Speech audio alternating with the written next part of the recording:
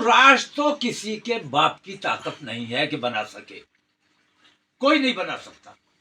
हिंदू राष्ट्र का सवाल नहीं है, हिंदू राष्ट्र तो है।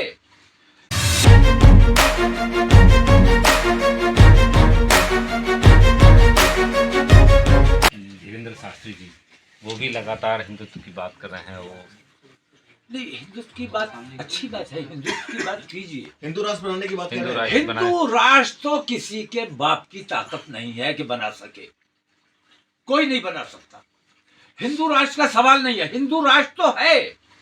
जब आरएसएस प्रमुख ये कहते हैं कि डीएनए एक है,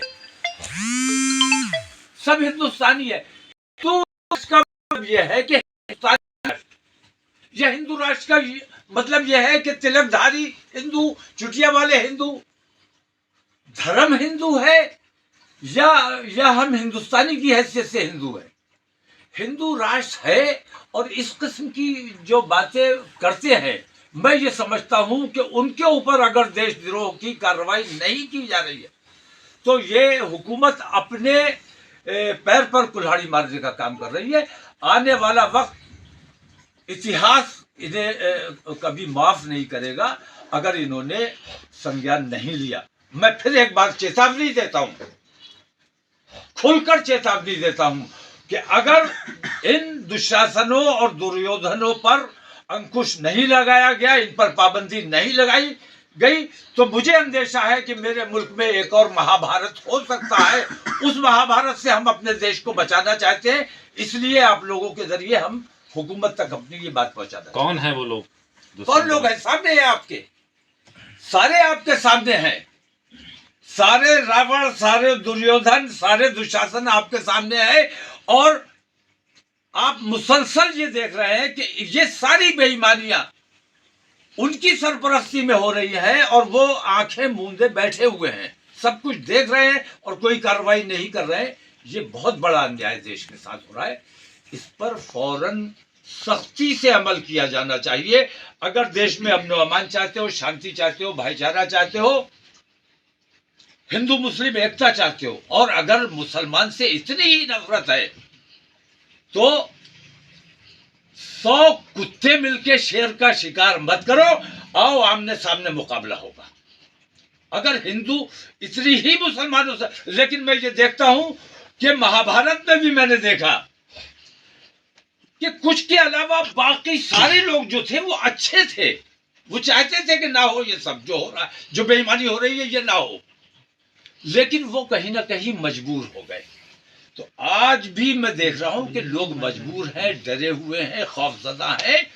उनका डर निकालने के लिए ये जरूरी है कि सेकुलरिज्म में जो यकीन रखते हैं, अपने मुल्क के संविधान में जो यकीन रखते हैं, वो तमाम लोग कल जब हम पार्लियामेंट का घेराव करने के लिए निकलेंगे तो मुझे यकीन है कि सेकुलरिज्म में यकीन रखने वाले और अपने संविधान में यकीन रखने वाले तमाम लोग हमारे साथ होंगे। पीएम के लिए क्या मशवरा देंगे, क्या करना चाहिए इस मौके पे? पीएम साहब को फौरन सख्त फैसला लेना चाहिए और विश्व हिंदू परिषद और बजरंग दल पर तत्काल प्रतिबंध लगाना बेहद जरूरी हो चुका है।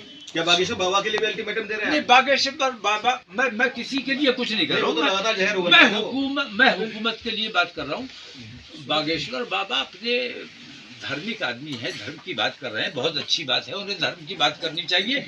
और रहा सवाल हिंदू राष्ट्र बनाने का, तो हिंदू राष्ट्र तो है।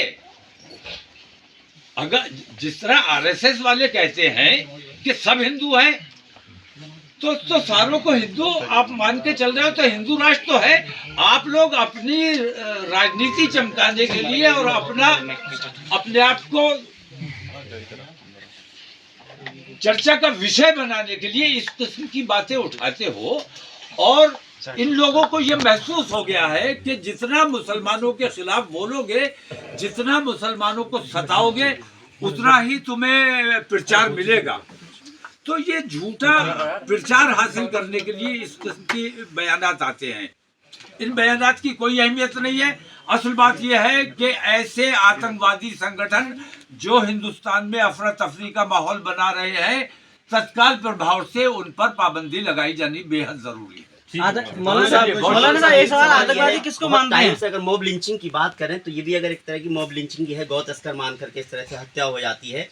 बहुत टाइम से हमने देखा इस तरह की चीज़ें नहीं आई, लेकिन ये अभी चीज़ आई। राजस्थान और हरियाणा की आपने बात की, 2024 में चुनाव भी होने हैं और प्रधानमंत्री को आपने कहा धृतराष्ट्र यानी कि बिल्कुल कुछ नहीं देख रहे हैं, बिल्कुल खामोश बैठे हुए हैं। क्या 2024 का किस तरह के चुनाव के नज़रिए से तो नहीं देख रहे हैं इसको इस तरह से खामोश रहना? नहीं, ये जो कुछ भी देश में घट रहा है जी, वो तमाम इसीलिए घट रहा है कि मेन मुद्दों से आम हिंदू की, आम आदमी की बात नहीं कर रहा हूं मैं, आम हिंदू की तवज्जो उन मेन मुद्दों की तरफ से हटाने के लिए इन चीजों में उलझाए रखना।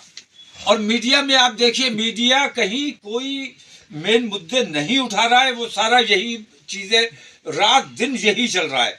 अभी भिवानी हो गया, अब गया हो गया, अब 3-4 दिन गया पे यही बहस चलेगी।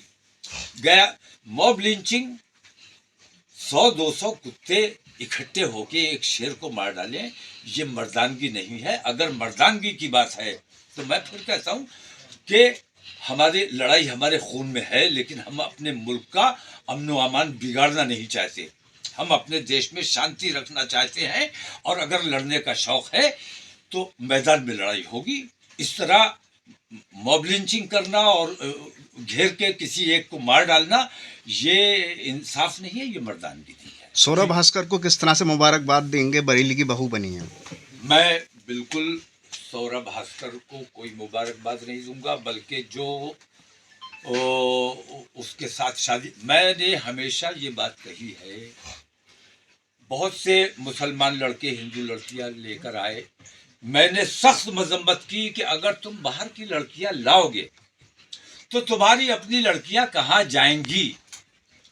और मैं आज उन हिंदूवादी संगठनों से भी कहता हूं जो अपने आप को हिंदुओं का हिमायती बताते हैं और हिंदुओं की हिमायत की बात करते हैं, तकरीबन 10 लाख मुस्लिम लड़कियों को बहकाकर हिंदू बना लिया गया, हिंदू लड़कों से शादियां करवा दी गई।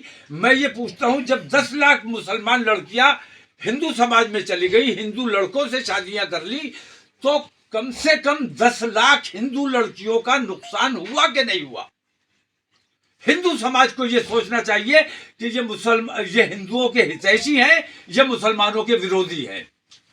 अच्छा और बुरा समझना हर समाज की अपनी जिम्मेदारी है।